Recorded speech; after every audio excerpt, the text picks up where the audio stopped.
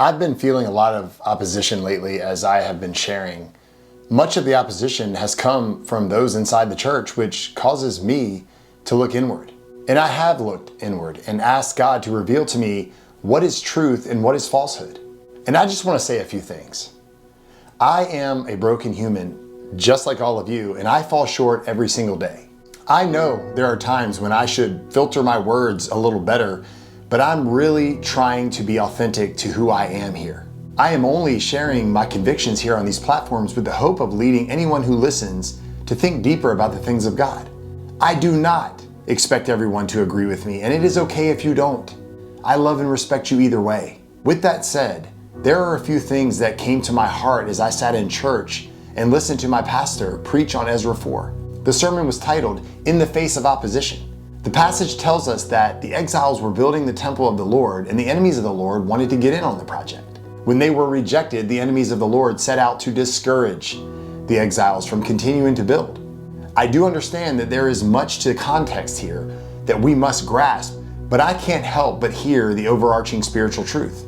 When a person sets out to advance the kingdom of God, the enemy will do whatever he can to thwart the advancement.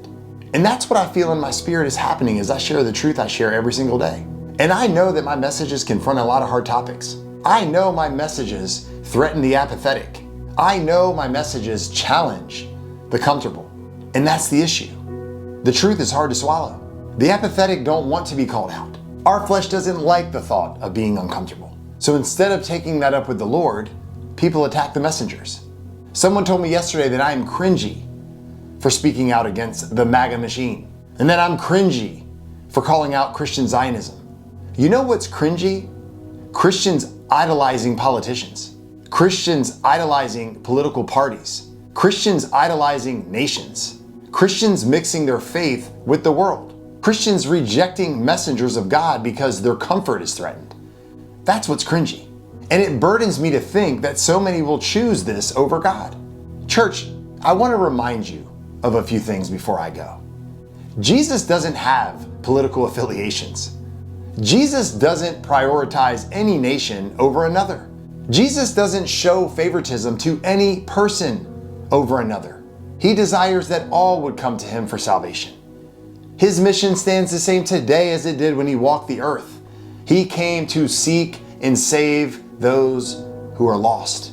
And many in his church are so distracted and apathetic and comfortable and deceived to even see it. Many people's love is growing cold, which is leading the church to stall when the world needs the light of the truth more than ever.